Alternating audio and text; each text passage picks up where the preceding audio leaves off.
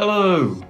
So, today, well, technically tomorrow I'm doing this, but today's video, the one that you're watching now, is going to be about one of the most famous parts of Poland. And I'm not talking about a place, I'm talking about their staple food here, which is pierogi. Pierogi is actually the plural, just to be clear. Pierog is the singular form, though many people call them pierogis, I believe, in the US, just to make things confusing. So, when you come to Poland, you are going to see pierogi everywhere. I don't think you will have met a Polish person that hasn't had pierogi in their life. Everyone's babcia or grandmother probably makes amazing pierogi, and there are always competitions amongst themselves to who can get the best one, and they share recipes and all that kind of thing. But let me tell you a little bit about the origins of pierogi. Well, guess what? It's a bit of an unknown. So it all seems to stem back to the 13th century, but there are several different, several different versions of the story. Most of them revolve around Saint Hyacinth, or Jacek, who was basically a Dominican priest. He was involved in kind of modernizing some monasteries, improving some women's conditions. So this guy, is quite an important guy of the time. But let's hear some of the stories. So, firstly, in 1238, it's said that he visited a place called Kościele, and this city had basically had a storm and its crops had been destroyed. And so Saint Hyacinth turns up and says, okay, pray. So the people in the village prayed, and the next day, miraculously, the crops had grown. And as a thank you to St. Hyacinth, basically they used what had grown to make pierogi to present to him as a thank you. Another myth goes to 1241, and it said that St. Hyacinth basically, came to this village that had been ravaged by the Tatars, and basically all of the village was in a famine. Again, crops destroyed. But what he did is he brought these pierogi with him to feed the people. So this is the second myth. Some people say that he brought them from the Far East.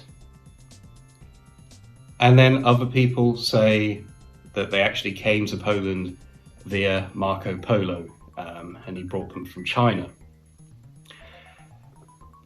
But there's one thing that doesn't seem to be in dispute, and it's around the 13th century that pierogi first really came to Poland. Now, for a long time, they were actually seen as like a peasant's food. And it wasn't until, I think, about the 17th century where they really gained in popularity, and they became a staple of the nobility as well as the common peasants. And pierogi, actually, they're not restricted to Poland. They're dotted all over kind of Eastern Europe. But actually, surprisingly, I learned that they're very popular in Canada and the US. And in fact, in the US, Pittsburgh is known as the capital of pierogi for the USA, and I had no idea about that. So that was quite interesting. The word pierogi is actually Polish, and it's a general term for filled dumplings. So there's no kind of dispute that the popularity of pierogi started here in Poland, and many would argue that they were properly invented here as well. So I'm not going to dispute that, despite these rumours of Far Eastern origins. we'll see if there's a debate on that. But what are pierogi? So they're basically filled dumplings. They look like a kind of shell or like a mini pasty for the British viewers. They look like a tiny Cornish pasty. And they have all kinds of fillings, sort of potato, cheese, onion, some meats, or you can have sweet ones, which often have fresh fruit. And there is a great variety of pierogi. And apparently the craziest ones are, of course, in the US. And they have all kinds of competitions in the US, like pierogi races, like we have pancake races in the UK. And then there are a few random facts. So firstly, the most popular pierogi is something known as pierogi ruski.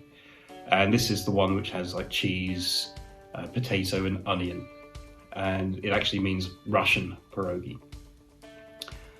But then some weird things. So apparently in November 2005, there was a lady in the US and she basically found a pierogi with the face of Jesus. And, you know, rather than eating this fine specimen, she sold it on eBay and actually made about $1,775, which goes to show people will buy anything. But fair play, if that was really a holy pierogi, I think whoever bought that got it cheap. The largest pierogi was actually made in Whiting, Indiana, and it was 92 pounds.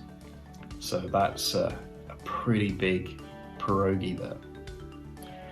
And what you'll find here in Poland is there are a lot of pierogi restaurants. For sure, you can't come to Poland without seeing it. I mean, sure, you go around, there are a lot of pizza places and stuff like that when you go around, but you will always find a pierogi restaurant or a pierogi Ghana or something, Ghana. But yeah, so this has been the first part of the video, just to tell you a bit about pierogi and to kind of set the scene, because tomorrow, my friend Piotr, who at this point says he refuses to appear on the video, I'll work on him for that, is going to show me how to make pierogi. We're probably going to make pierogi ruski, though I'm trying to push to make some ones with the meat fillings as well, because those are my favorites. And I'm hoping we fry them. Apparently you have to boil them to begin with, but I always like fried pierogi because I like a crunchy pierogi. But there's a bit of debate on that as well. So continue with the rest of the video and I will show you how pierogi is made, and we will see if I survive the tasting at the end. So stay tuned and enjoy. Okay, so into the cooking. So at the moment we are boiling some potatoes and we have chopped up a shed load of onion, which is on a nice bed of butter with some sprinkled sugar, which is an interesting touch. So this is phase one. So the potatoes are done. Now cooking up some meat while the onions bubble away. All working out. So nicely crackled beef right there. That's going to be glorious when it hits the pierogi.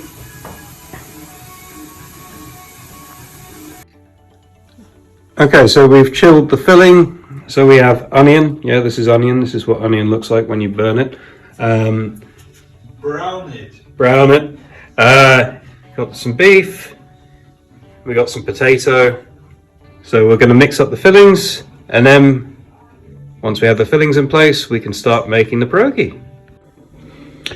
Alright, so we have our two fillings. We have our ruski, so it's like cottage cheese, onion, and lots of potato. And then I've got my meat, so beef with onion, and all with a bit of salt and pepper. This should be good. Should be good. Okay, so this is our pierogi mix. Now, it's surprising because online it generally said to use egg, but no, we've just used flour, some sour cream, and some boiling water. So we've mixed up the dough. We're now preparing the table. So I'm guessing we're going to put it on the table and flatten it out, and then we'll see how it goes from there. Right, so Piotr has spent about 5 minutes kneading the dough, give or take. So he's bravely let me flatten it. So we'll see if I do a good job at this or if I screw it up somehow. I don't know. I'm not, as you may have guessed from my other videos, I'm not the most experienced cook in the world. I do my best.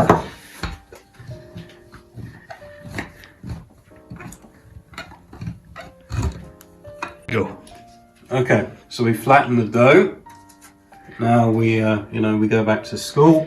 We have this lovely pierogi cutter. Look at this. See how fancy and sophisticated the technology is in this country. Oh, okay. Yeah, so I had this upside down. That. All right, this is what happens when you drink while cooking. But so we cut out these little pierogi shapes. We'll see how many we can get out of this dough.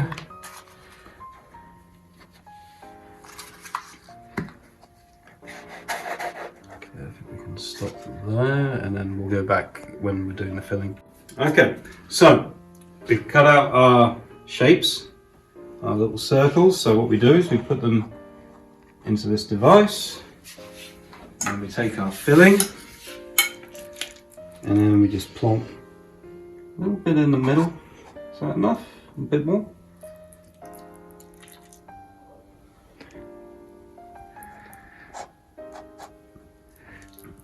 Tiny bit more. And to make sure we have a nice full pierogi. People get disappointed if they don't have the substance. There we go. So then we're closing it up.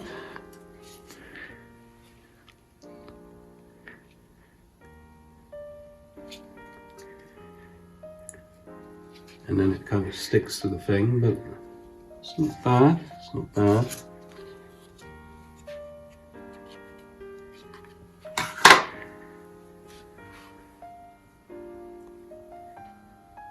And one pierogi. So now after a few shots of vodka and quite a bit of beer, we're finally hungry.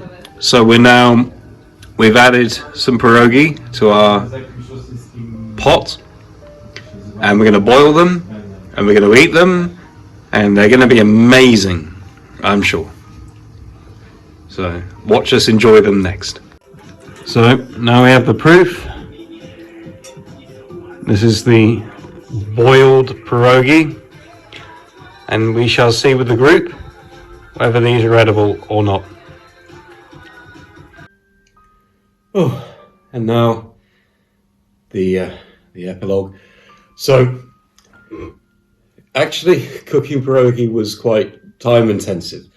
So if you're going to try it at home, you definitely need to leave a fair bit of time, especially when it comes to preparing the final thing. So having to roll the kind of dough really flat was quite time intensive, and then making sure that he had like the perfectly kind of constructed pierogies. To make a large batch, it took us several goes. Once you're actually there and you boil them, it's pretty quick. We had good feedback. Everyone was pretty happy with the pierogi, and we had many a drink to celebrate the pierogies we've made. So it was a good night. So I hope you enjoyed this video. You can see I'm a bit tired, still recovering a little bit from last night. There was a fair bit of vodka involved in the end, wine, beer, standard affair, and I have so much food left over now, it's scary. But thank you very much for watching. That was my attempt at pierogi, and I think it actually was rather successful this time, though I had supervision. So I guess I'll try and decide which Polish dish to make again in the future, and definitely more content on the way. So feel free to like this video and subscribe, and thank you very much for watching.